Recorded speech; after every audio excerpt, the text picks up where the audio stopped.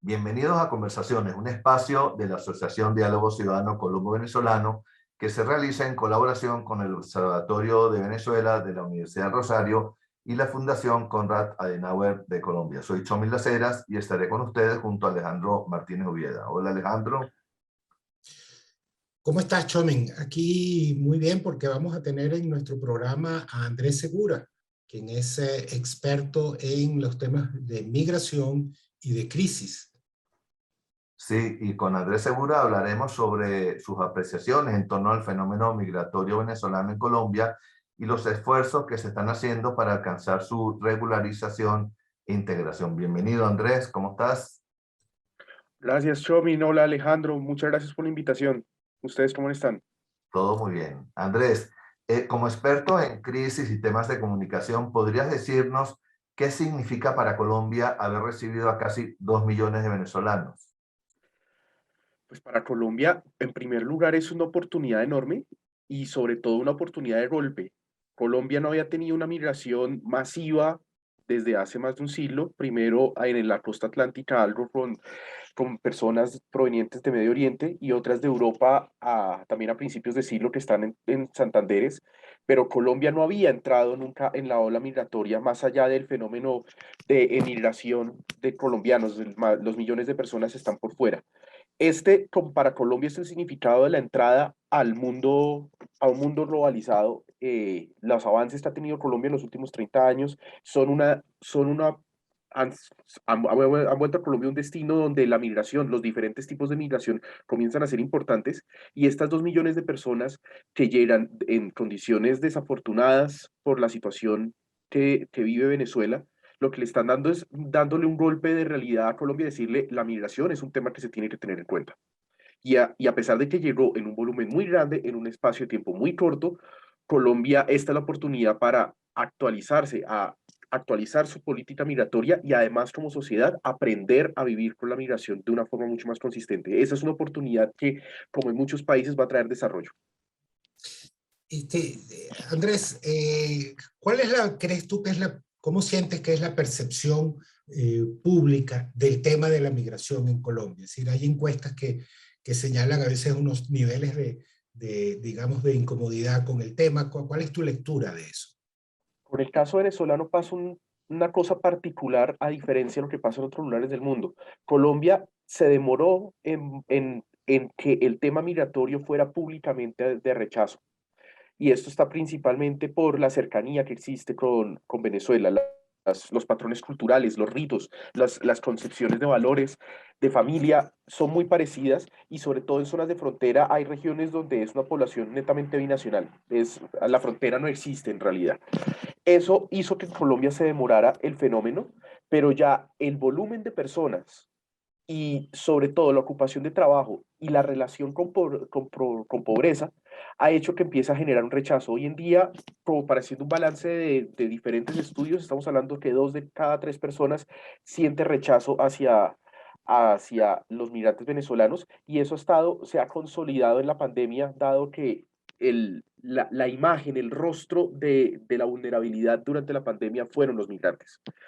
Eso genera un problema en el sentido que se está popularizando la idea, más que popularizando, se está normalizando la idea de rechazo al migrante y eso es lo que tiene que preocupar. Al final, uno se pone a ver las migraciones internas dentro de Colombia, los diferentes países, siempre van a existir algunas diferencias, algún tipo de rechazos mediante los regionalismos y muchas veces están dentro de la comedia o de marcar las diferencias que terminan siendo parte de un juego identitario que no termina siendo tan grave. El problema es que en este caso se está normalizando y y ya líderes políticos, líderes sociales ya están generando una relación con inseguridad, con pobreza, que puede ser nocivo y puede terminar llegando a manifestaciones mucho más fuertes en violencia física o en discriminaciones netamente arbitrarias que son el paso donde no debemos llegar.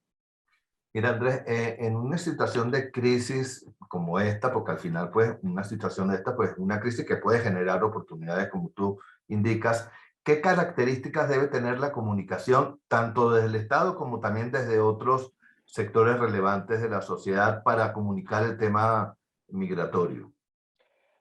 Ahí creo que hay que entender bien la realidad y los momentos. Colombia, pues la fecha que se empieza a manejar de inicio de la crisis, por así decirlo, es 2015, aunque la migración viene paulatinamente desde la década pasada, pero 2015, con los sucesos en la frontera en agosto de 2015, se empieza a dar ese flujo de personas y ese movimiento masivo. Y esa fue una tensión de emergencia donde la solidaridad se vuelve fundamental. Y esa es la etapa donde Colombia ha venido transitando y se ha venido acomodando y coordinando con cooperación internacional, con comunidades de acogida. Y ahí la solidaridad, el apoyo y la contención es fundamental. La situación es que ya esa etapa se acabó. Ya son más de 2 millones de personas que han llegado desde Venezuela a Colombia y son personas que se van a quedar. Y ya el discurso de solidaridad se agotó, ya no es ayudarles, ahora es, ustedes son como, los venezolanos son como cualquiera de nosotros, aquí vamos a estar en igualdad de condiciones, aquí no es para ayudarles pobrecitos, aquí es, venga, jugamos juntos y construimos juntos. Y ese cambio de lenguaje es fundamental, sobre todo porque cuando se habla de fenómenos migratorios uno instintivamente piensa en el migrante. Y ya cuando la migración se empieza a consolidar, eso ya no es un proceso de migración, de movimiento de personas, de desplazamiento, es un proceso de inclusión. Y ahí el discurso cambia. Y ahí a las comunidades de acogidas hay que incluirlas en el proceso. Hay que, para hablar de las ventajas, son también las ventajas de las comunidades de acogida, de los deberes, de los trámites, también son las comunidades de acogida. Y eso se olvida porque instintivamente uno sigue pensando en que llegaron los migrantes y siempre en la cabeza queda como en la etapa transitoria.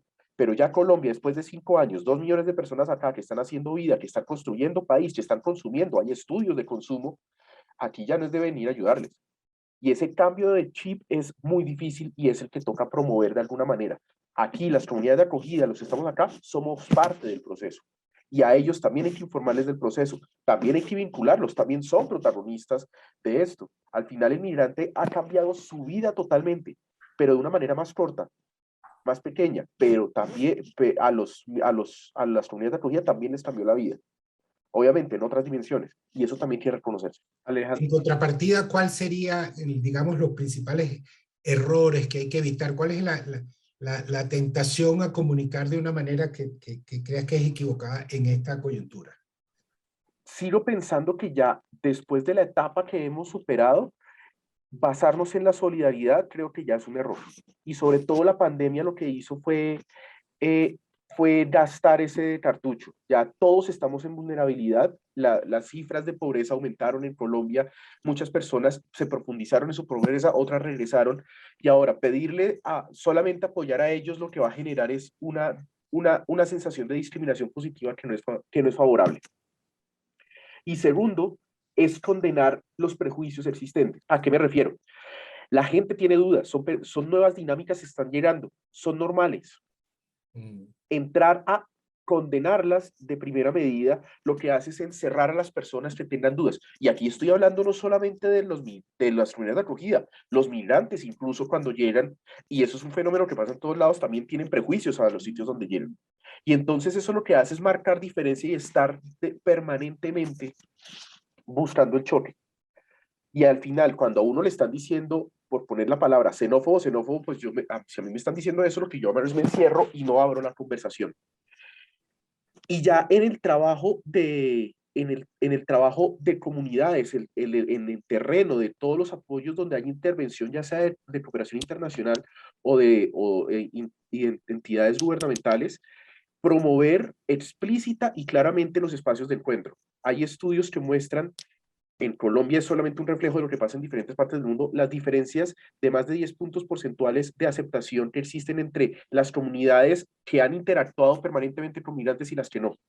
Claramente hay una mayor cercanía y hay una mayor aceptación cuando hay ese acercamiento. Entonces, intervenciones solamente para migrantes o intervenciones aparte, son que las actividades tengan una segmentación, terminan evitando esa integración que es el objetivo. Esos serían los 3 elementos que yo rescataría.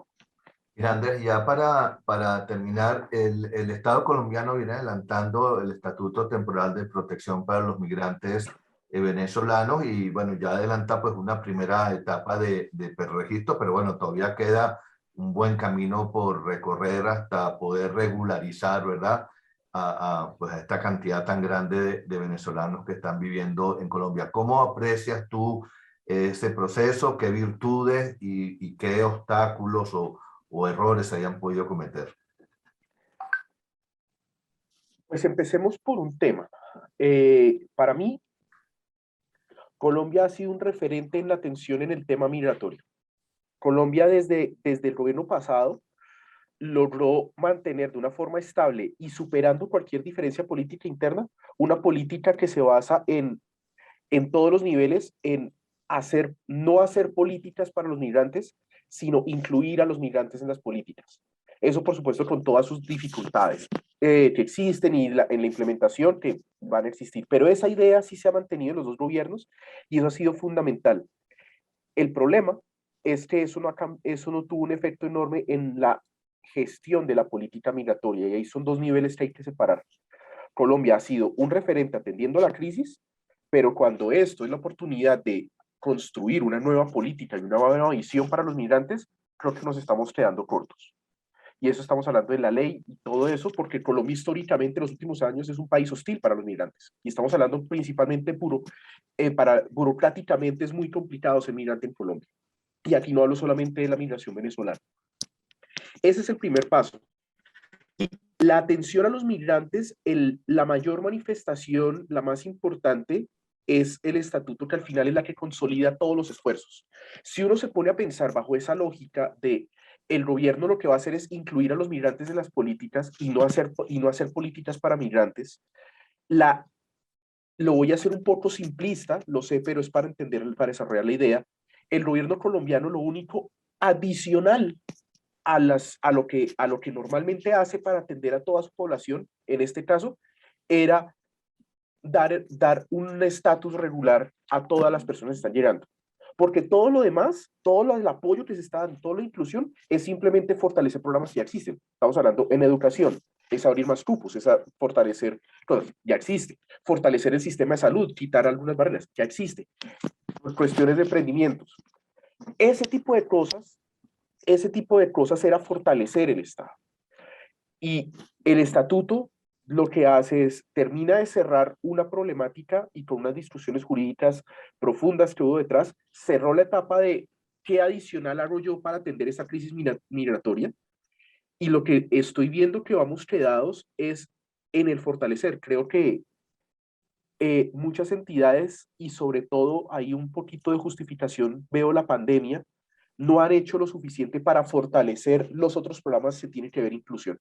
Y los esfuerzos del Estado están en pandemia y en reactivación. Pero no veo muchos esfuerzos y veo una articulación débil al respecto, porque al final el estatuto lo que va a dar es romper los obstáculos existentes. Ya el migrante puede empezar a tener una vida en equidad con las personas acá, pero eso no se queda solamente en que estén registrados para una mejor planeación de políticas públicas y que tengan el carnet. La idea es el trabajo con el sector privado para que entren a hacer una cuenta bancaria que estaba haciendo un trabajo fuerte en el cual no solamente el departamento jurídico que va a recibir la resolución al respecto, el cajero que va a atender a los 2 millones de migrantes sabe qué hacer con el PPT cuando antes le estaban hablando de un PEP de un PEP FF y un montón de siglas que enredan a todo el mundo. Ese trabajo adicional creo que no está y ahí es donde el trabajo de crisis migratoria se ha hecho muy bien desde su perspectiva, desde la articulación de crisis de atención de emergencia, se consolida todo en un estatuto que funciona muy bien, pero ya el paso adelante creo que nos estamos quedando.